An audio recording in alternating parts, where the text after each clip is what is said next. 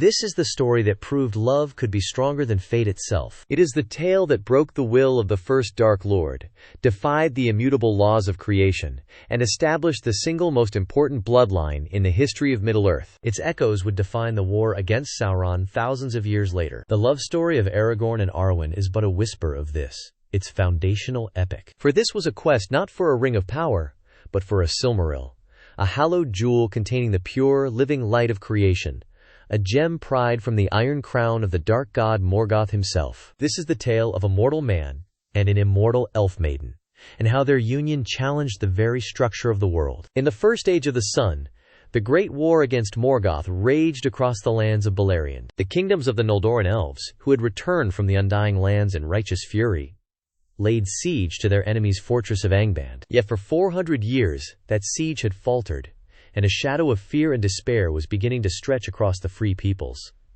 Hope was a dwindling resource. Into this long twilight of war, there was a man named Barahir. He was a chieftain of the House of Beor, one of the first houses of men to ally with the elves. In the cataclysmic battle known as the Dagor Bragollach, the Battle of Sudden Flame, Barahir and his warriors had saved the life of the elven king Finrod Felagund. In return, the king swore an oath of eternal friendship and aid to Barahir and all his kin, giving him his own ring as a token of this vow. But Morgoth's victory in that battle was near total. The siege of Angband was broken. The lands of men were ravaged. Barahir and his few remaining followers were hunted like animals in the highlands of Dorthonion. One by one, they were slain by the orcs of Sauron, Morgoth's chief lieutenant, until only Barahir's son remained. His name was Beren. Beren was now a solitary outlaw, his heart forged in grief and hardship. For 4 years he wandered as a ghost in the lands his father had once ruled, a phantom of vengeance that the forces of Angband could not catch. The greatest terror of the servants of Morgoth was this one man,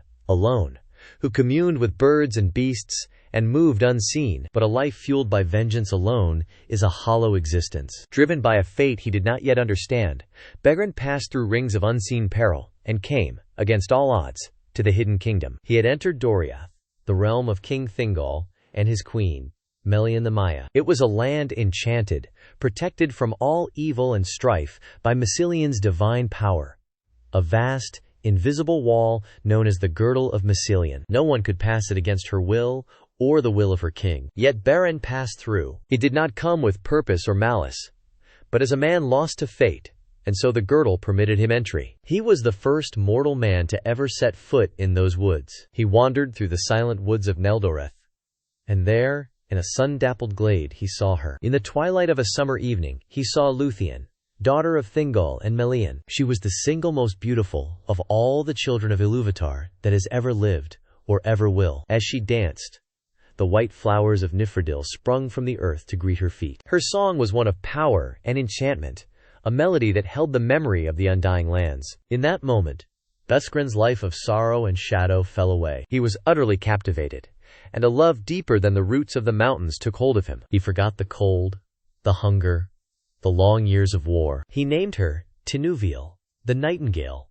daughter of twilight. But a doom was woven into that meeting. For Lúthien was an immortal elf maiden, not just any elf, but one of half-divine blood, for her mother was a Maya, a spirit of the same order as Sauron and the wizards. Beren was a mortal man, fleeting and destined to die, a guest in a world that was not his own. The chasm between them was absolute, a law of nature itself. But how can laws of nature stand against a love destined to reshape the world? Lúthien saw him, a man clothed in rags, weary from his long ordeal, but his eyes held the weight of a great and noble lineage. She did not flee. In his gaze, she saw a new world, a new fate, one of profound sorrow but also of a love greater than any immortal had ever known. Over many seasons, they met in secret, and their love for one another became the central axis of their lives, a fire against the growing darkness of the world. But their secret could not be kept forever. A prince of the Sindar elves, Daron, also loved Lúthien,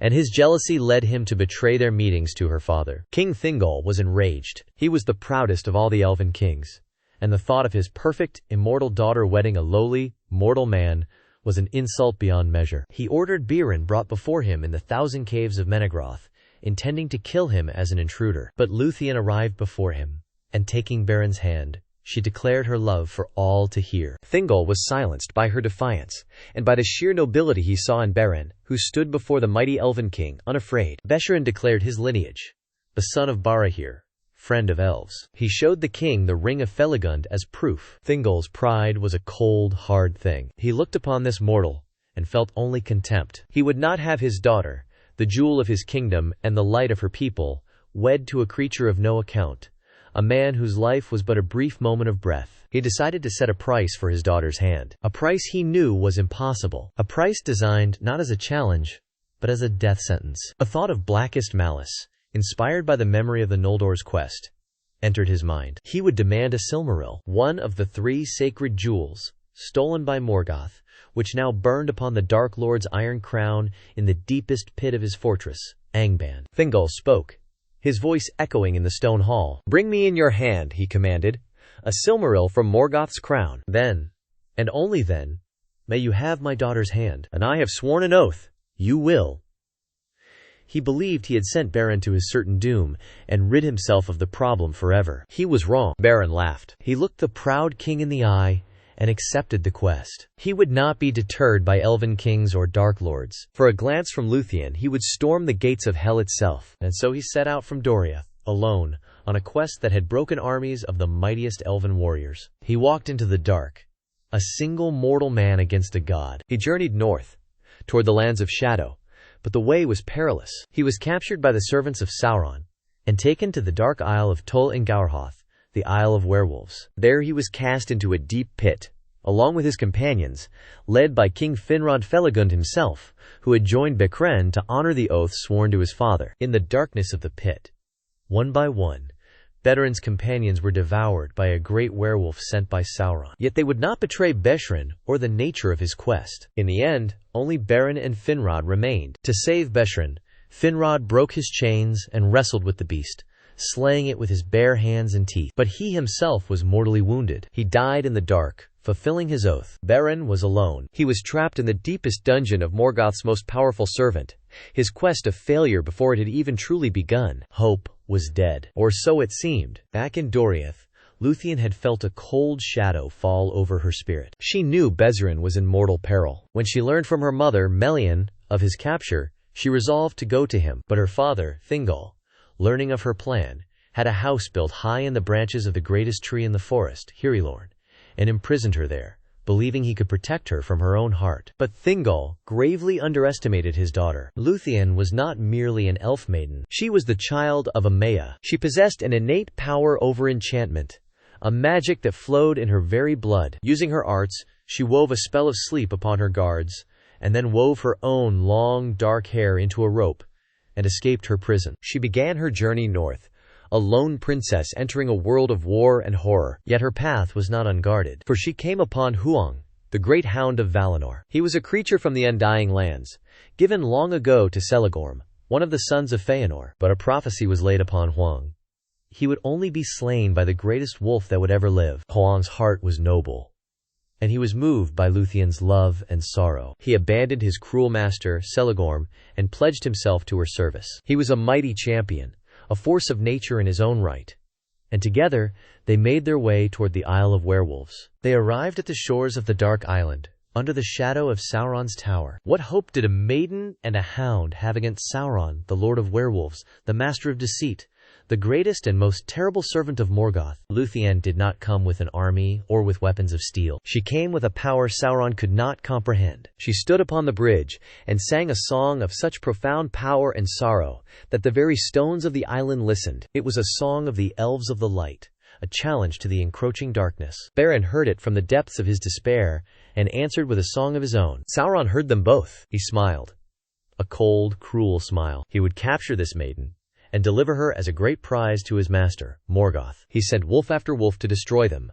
but Huang, the hound of Valinor, slew them all, silently and without effort. The ground before the gate was piled high with the bodies of his slain servants. Enraged, Sauron decided to deal with them himself. He summoned his darkest powers and took the form of the greatest werewolf that had yet walked the world. The monster form of Sauron leaped from the gate. The clash between the Hound of Valinor and the Lord of Werewolves shook the foundations of the tower. Huang flinched for the first time in his life, but Lúthien cast her enchanted cloak over Sauron's eyes, blinding him with a wave of sleep and forgetfulness. He stumbled, and Huang seized his throat. Sauron was trapped. His physical power, immense as it was broken. Thrice he tried to shift his form, to writhe free of Huang's jaws, but Lúthien's power held him fast, binding his will to his monstrous shape. Defeated, he yielded mastery of the tower to Lúthien. But as he lay pinned, his malice took a new form. A voice, not a roar, but a chilling whisper, slithered into Lúthien's mind. "You think you fight for love, little elf?"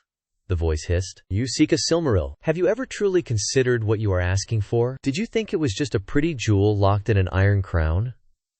The question hung in the air, colder than the grave. Sauron's whisper continued. "A seed of pure poison. That stone has lain against the flesh of a god of darkness for an age. It is not what it was. It has learned. It has tasted absolute hatred. Morgoth does not merely possess it, child. He has made it his own. To tear it from him is not to reclaim light, but to unleash his essence, his will, his very being into the world, freed from his physical form." A terrible silence fell. Was this the truth, or the ultimate lie from the master of deceit? Could a quest for love be a trigger for the world's end? What if her father, in his pride, had sent Belerin not to reclaim a treasure, but to unwittingly uncage an apocalypse? This was Sauron's true attack, not with fang and claw, but with a single, soul-crushing doubt. But Lúthien was the daughter of Melian the Maya. She looked past the lie to the desperate fear within it. "Be silent," she commanded, her voice ringing with an ancient authority. She stripped Sauron of his flesh, leaving only his naked spirit of malice. "Flee now to your master in Angband," she decreed, "and take the tale of your defeat with you. You shall not wear a body again in these lands for a long age." With his master gone, Huang released his hold. The spell of evil over the island was broken. Lúthien turned to the Dark Tower, the prison of her love, and she began to sing again. But this was not a song of challenge. It was a song of unmaking. She descended into the darkness, with Huang at her side, calling Beren's name, and from the deepest pit, a weak voice answered. She found him lying in the dust, grieving over the body of Finrod Felagund. They were together. They had survived. They had defeated the chief servant of the enemy. But the victory felt hollow. The cost had been a noble king's life.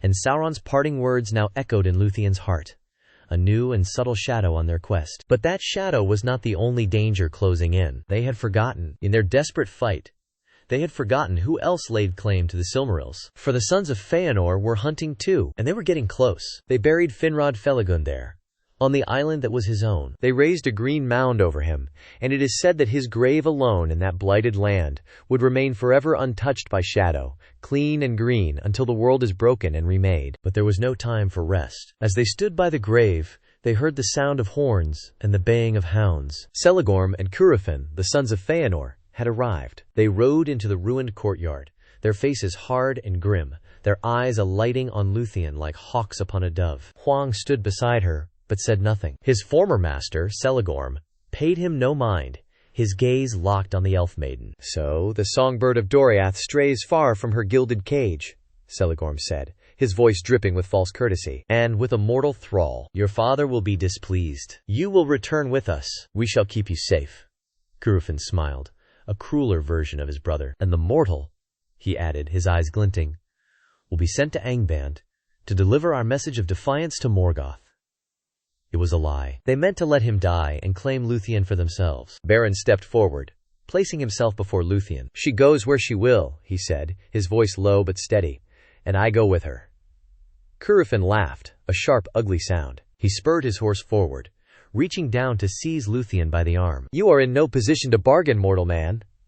But in that moment, Beren was filled with a strength born of love and righteous fury. He leaped into the air with a speed no mortal could match. A high and sudden spring. Before Celegorm could draw his sword, Huon the Great Hound made his choice. He forsook his master and sprang forward, standing over Beren and Lúthien, a deep and terrible growl rumbling in his chest. Celegorm froze, his hand on his hilt, for he loved the hound and feared its wrath. Beren stripped the knife and horse from Curufin. "We take your horse, but not your life," he said, "as payment for your treachery." With Lúthien mounted behind him, Beren spurred the horse away, and Huang ran beside them. But the malice of the sons of Feanor was not so easily escaped. Enraged and humiliated, Curufin snatched his brother's bow and let fly an arrow. He aimed for Lúthien, But Beren swerved the horse, and the black-feathered shaft struck him in the chest, near the shoulder. A second arrow was loosed, but Huang leaped and caught it in his mouth. They rode on, into the shadowed woods of Dorthonion, until Bezeran's strength failed him, and he fell into a darkness of pain. But Lúthien was there. With the power inherited from her mother, she drew the venom and the arrow shaft from the wound, and healed him with her touch and with her tears. Their ordeal had bound them together with a love that now seemed stronger than any curse, any oath, or any shadow. They had defeated the Lord of Werewolves. They had faced down the sons of Feanor. They had survived wounds of malice and poison. Their spirit was unbroken. Now, only one obstacle remained, the greatest and most terrible of all. Ahead of them, beyond the haunted forests and the plains of ash, lay the Iron Mountains, and beneath them, the gate of Angband, and the throne of the Dark Lord himself. The quest was not over. The most perilous part was about to begin. The greatest love story ever told is reaching its impossible climax. The fate of a Silmaril, and the hope of all Middle-earth, rests on their shoulders. To witness their descent into the abyss, to see the might of Morgoth challenged at his very throne, subscribe to the _Silmarillion_Chronicles. The Age of Heroes is not over.